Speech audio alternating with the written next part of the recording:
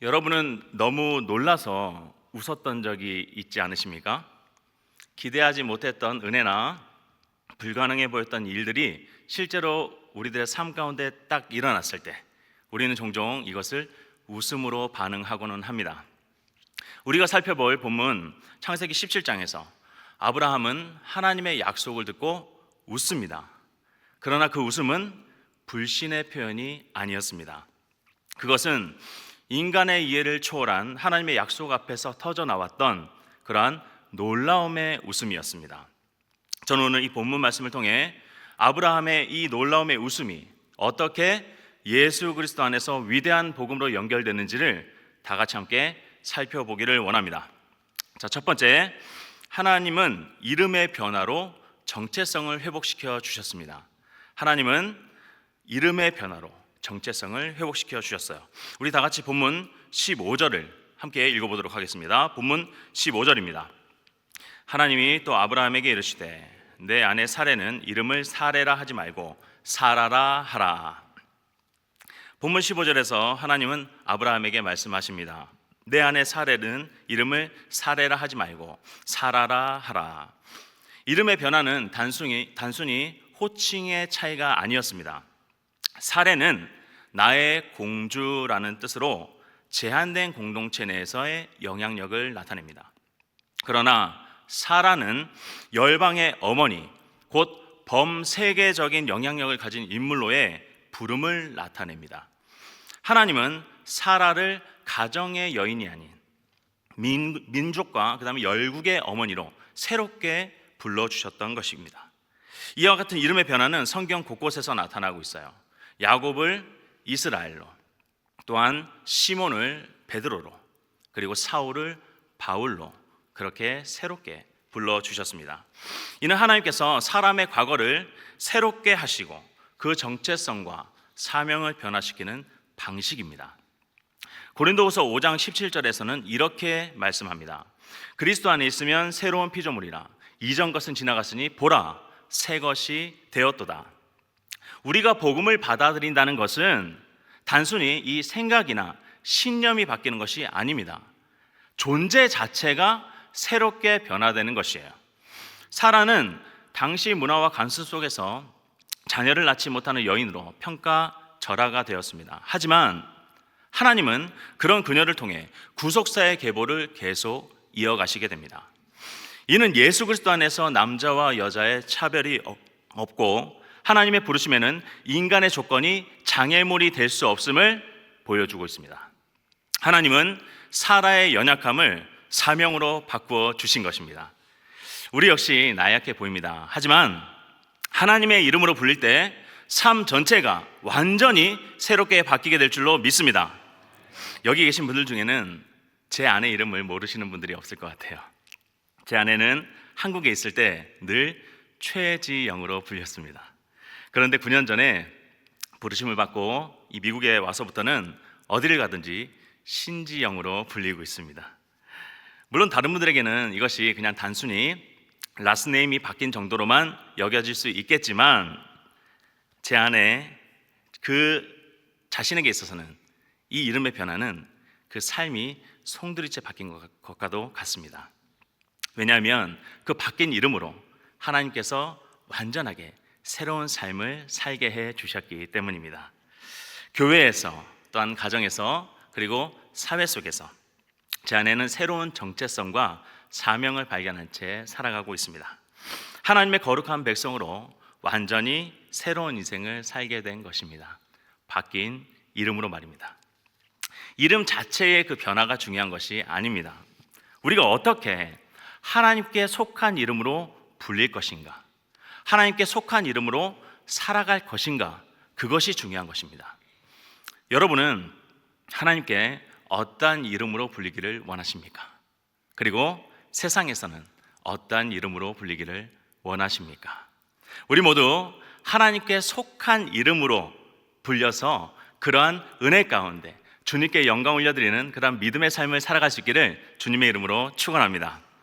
교회에서나 가정에서나 그리고 세상 그 어떤 곳에서도 하나님의 아들로 또한 하나님의 딸로 그렇게 인생 전체를 하나님께 맡기는 그러한 삶이 되어야 할 줄로 믿습니다. 자, 두 번째, 하나님은 놀라움의 웃음을 믿음으로 받아주셨습니다. 하나님은 아브라함의 놀라움의 그 웃음을 믿음으로 받아주셨습니다. 우리 다 같이 본문 17절을 읽어보도록 하겠습니다. 본문 17절입니다. 아브라함이 엎드려 웃으며 마음속으로 이르되 100세 된 사람이 어찌 자식을 낳을까? 사라는 90세니 어찌 출산하리요 하고. 17절에서 아브라함은 속으로 웃으며 말합니다.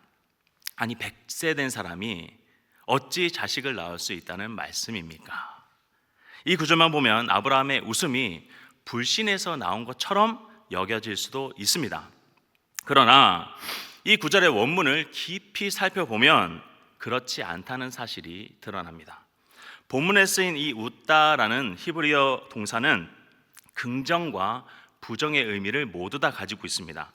긍정으로는 기쁨과 놀람, 그리고 부정으로는 조롱과 비웃음의 의미를 모두 다 가지고 있다는 말입니다. 그렇다면 맥락 속에서, 이 본문의 맥락 속에서 이 웃음의 의미를 파악해야 된다는 그런 생각이 듭니다. 우선 아브라함은 웃음을 보이기 이전에 하나님께 엎드렸습니다. 아브라함은 웃기 이전에 하나님께 엎드렸어요. 이 엎드려라는 히브리어 원문은 예배와 경외의 자세를 의미합니다. 앞선 창세기 17장 3절에서도 아브라함은 엎드린 후에 하나님의 말씀을 듣습니다. 이를 통해서도 알 수 있는 것이 지금 아브라함은 하나님께 대한 존경과 믿음을 동반한 가운데 웃음을 보이고 있다는 사실입니다. 그리고 더불어 더욱 중요한 것은 하나님께서는 이 웃음을 책망하지 않으셨다는 것입니다. 오히려 하나님은 이 웃음을 기념이라도 하듯이 아들의 이름을 이삭이라 지으라고 말씀하십니다. 이삭의 뜻은 그가 웃는다 혹은 웃음이라는 의미입니다. 만일 아브라함의 웃음이 불신에서 비롯된 것이었다면 이후 18장에서 하나님께서 사라에게 하신 것처럼 분명히 책망을 하셨을 것입니다. 그런데 아브라함의 웃음은 하나님께 대한 존경과 믿음을 바탕으로 한 것이었기에 하나님은 아브라함을 책망하지 않으셨습니다. 오히려 그것을 받아들이시고 이삭으로 축복해 주셨던 것입니다. 이는 창세기 15장 6절에서 하나님이 아브라함에게 상속자에 관한 약속을 하셨을 때 그가 하나님의 말씀을 믿었고 하나님께서 그것을 의로 여겨주셨던 것과도 연결이 되는 부분입니다. 이처럼 아브라함은 하나님 앞에서는 기본적으로 믿음의 사람으로 인정을 받았습니다. 그 믿음이 이어지는 상황 속에서 웃음이 나왔다는 것을 생각해 본다면 이것을 불신으로 볼 수가 없다는 말입니다. 때문에 지금까지 이어지는 창세기의 흐름을 감안했을 때 아브라함의 지금 반응은 불신이 아닌 인간의 연약함 속에서 나오는 자연스러운 반응이라고 볼 수가 있습니다. 전진을 했다가도 조금 후퇴할 수 있고 다시 전진하는 그런 믿음의 여정을 보여주고 있는 것입니다. 참고로 학자들 간에는 이 아브라함의 웃음을 두고 물론 불신으로 해석하는 그러한 주장들도 있습니다. 하지만 현대 주요 주석가들은 대부분 이 웃음을 놀라움의 표현으로 받아들이고 있습니다. 저 또한 여기에 동의하는 바입니다.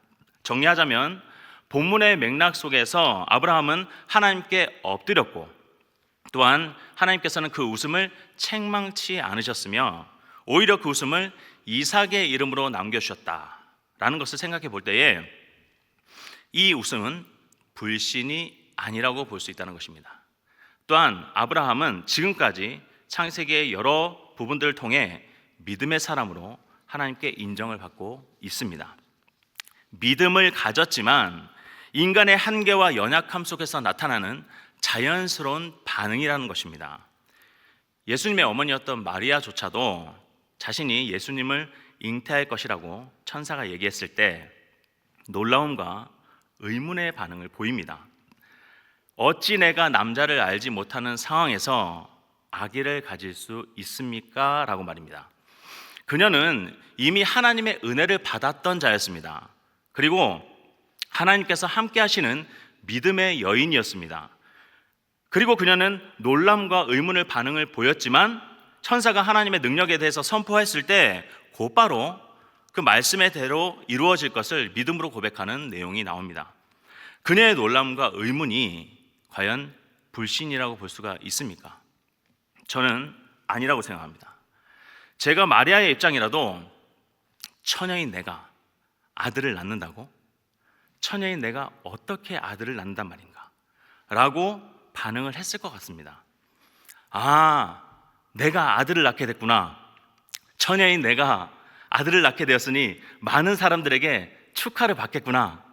이렇게 생각하지 않았을 거라는 거예요. 요셉이라는 약혼자까지 있었는데 얼마나 놀랬겠습니까? 얼마나 당황스럽겠어요. 그러니 이 아브라함의 반응도 마찬가지라는 겁니다.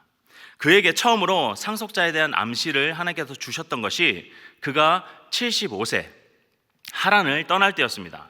그리고 구체적으로 사라가 아들을 낳을 것이라고 말씀하신 때가 아브라함이 99세가 됐을 때입니다. 대략 24년 정도가 흐른 뒤였어요. 혹여 24년 전인 60대 중반에 아기를 가졌다고 하더라도 놀라서 뒤로 자빠질 지경인데, 아니 어떻게 그 오랜 기다림과 자신의 나이 100세, 사라의 나이 90세 때 아기를 낳는다고 하는 이 상황에서 안 놀랄 수가 있겠냐는 말입니다. 아브라함은 당시 고대 근동 일반인의 평균 수명 40에서 60세보다도 훨씬 더 오래 살았습니다. 이것은 분명 하나님의 은혜가 분명합니다. 그런데 평균 수명보다도 수십 년을 더 살다가 아기를 가졌다고 생각해 보십시오. 사람의 이성으로는 쉽게 이해할 수 없었던 그런 하나님의 약속 앞에서 너무나도 놀랍고 당황스러울 것이 이해가 되는 상황입니다. 그러나 중요한 것은 그냥 그렇게 놀라움의 반응으로만 끝난 것이 아니라는 것입니다. 아브라함의 모습은 결국 이삭을 바치는 믿음과 순종의 모습으로 이어졌습니다. 그 믿음을 통해 하나님의 위대한 계획, 곧 복음의 약속이 그리스도를 통해 온전하게 성취가 되었다는 사실입니다. 사랑하는 성도 여러분, 우리도 하나님의 말씀이 때때로 현실과 너무나도 달라 보여서 당황스럽고 또한 놀랍고 그리고 감탄을 할 때가 있습니다. 그런데 여기서 중요한 것은 머무르면 안 된다는 것입니다. 여기서 머무르면 안 된다는 것이에요. 그냥 놀라고 감탄하고 당황스럽고 거기서 머무르고 끝나면 안 된다는 것입니다. 그렇다면 우리는 무엇을 생각해 봐야 되겠습니까? 하나님의 인도하심이 우리 인생 끝까지 함께 하신다는 사실을 기억해야 된다는 것입니다. 하나님은 아브라함의 이런 반응 속에서도 그를 버리지 아니하셨고 그를 책망하지 아니하셨고 결국에는 이삭을 주셨습니다. 그 이삭을 번제로 바치는 믿음의 절정으로 아브라함을 인도해 주셨다는 사실입니다. 그래서 하나님은 우리의 연약함까지도 그 끝까지 우리를 인도해 주시는 분이라는 사실을 우리는 믿어야 한다는 것입니다.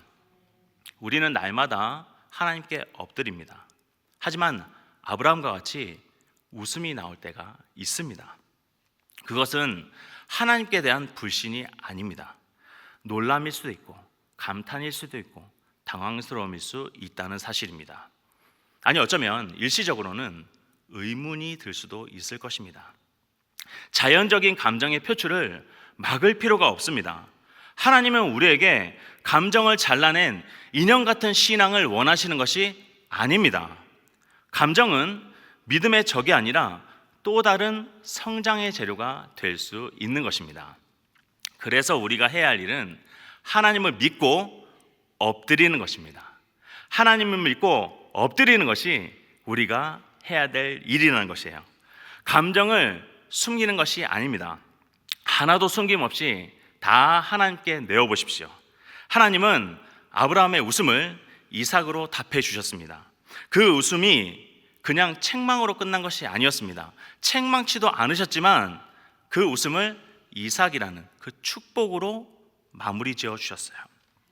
하나님은 우리의 그 어떤 간구에도 가장 좋은 것으로 응답해 주실 줄로 믿습니다.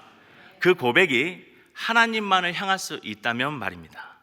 자, 끝으로 하나님은 이스마엘을 넘어서 이삭을 예비해 주셨습니다. 하나님은 이스마엘을 넘어서 이삭을 예비해 주셨습니다. 우리 다 같이 본문 18절을 읽어보도록 하겠습니다. 본문 18절입니다. 아브라함이 이에 하나님께 아뢰되 이스마엘이나 하나님 앞에 살기를 원하나이다. 자, 아브라함은 18절에서 하나님께 간절히 말합니다. 이스마엘이 하나님 앞에서 살게 해 주십시오. 무슨 말입니까?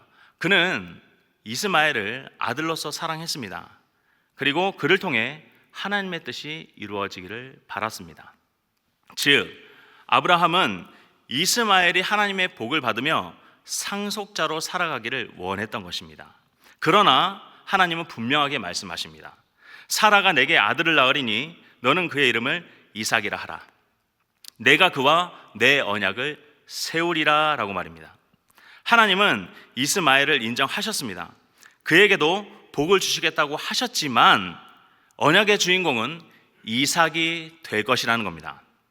그런데 지금 아브라함은 하나님께 조심스럽게 대안을 제시하고 있습니다. 하나님, 저는 이미 아들이 있습니다. 그러니 그 이스마엘을 통해서 하나님의 계획을 이루시면 안 되겠습니까? 라고 말입니다. 즉, 이미 이룬 인간적인 결과인 이스마엘을 하나님의 약속의 성취로 인정받고 싶어 하는 그런 인간의 고집스러운 모습이 나타나고 있는 것입니다. 하지만 이스마엘은 인간의 계획에 의해 태어난 아들이었습니다. 반대로 이삭은 하나님의 약속에 의해 태어난 아들이었습니다. 갈라디아서 4장에서 바울은 이 두 아들을 비유 삼아서 율법과 복음을 대조하고 있습니다. 이스마엘은 육체의 자녀요, 이삭은 약속의 자녀라라고 말입니다. 그래서 복음은 우리가 만든 이스마엘을 내려놓고 하나님의 방법으로 주시는 이삭을 기다리라는 것입니다.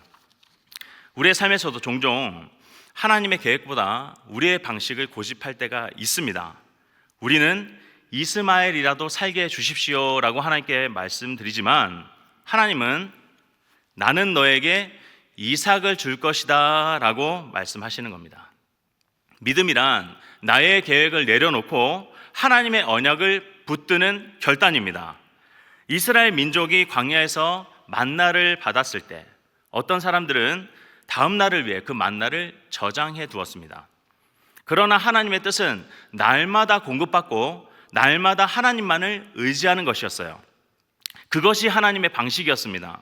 하지만 우리는 우리의 이스마엘적 사고방식, 즉 내가 보존하고 싶은 것이나 내 계획을 고집할 때가 있습니다. 하나님의 언약은 철저하게 하나님의 시간, 하나님의 방식으로 이루어진다는 사실을 우리는 반드시 기억해야 될 필요가 있습니다. 사랑하는 성도 여러분, 말씀을 정리하겠습니다. 오늘 아브라함의 웃음을 통해 우리는 하나님이 어떠한 분이라는 것을 좀 더 알게 되었습니다. 하나님은 인간의 현실적인 반응을 책망하지 아니하시고 받아들이시고 오히려 그것을 복으로 바꾸어 주시는 분이십니다. 아브라함이 하나님 앞에 엎드려 웃었을 때 하나님은 그 웃음을 이삭으로 남겨주셨습니다. 바꾸어 주셨어요. 그리고 그 이삭을 통해 구원의 길을 활짝 열어주셨습니다. 하나님은 우리의 연약함도 사용하십니다. 감정을 억누르라고 말씀하지 아니하세요. 그 속에서 믿음이 자라날 수 있도록 늘 우리를 인도하여 주시고 결국 예수 그리스도를 통한 복음의 성취로 그 확증을 보여주신 것입니다. 우리가 때론 흔들리고 감정이 앞설 때가 있습니다. 물론 이것을 주님께서 주신 말씀 안에서 그것을 컨트롤하고 그것을 다뤄나가야 됩니다. 하지만 하나님은 그런 우리를 외면하지 않으신다는 사실이 중요한 것입니다. 오히려 그 정직한 반응을 믿음의 새로운 시작으로 연결해 가신다는 거예요. 지금 여러분 마음에 있는 감정 그대로 하나님께 나아가 보십시오. 숨기지 말고 드러내 보십시오. 하나님은 여러분의 그러한 웃음을, 놀람을, 그 당황스러움과 눈물, 그리고 그 기도를 결코 외면하지 않을 줄로 믿습니다. 오히려 그러한 정직한 모습을 통해 그 모습을 이삭과 같은 약속의 응답으로 열매 맺어 주실 줄로 믿습니다. 그렇게 오늘 하루도 우리의 모든 삶이 위대한 복음의 역사로 차고 넘쳐나는 그런 복된 삶이 될 수 있기를 주님의 이름으로 축원합니다.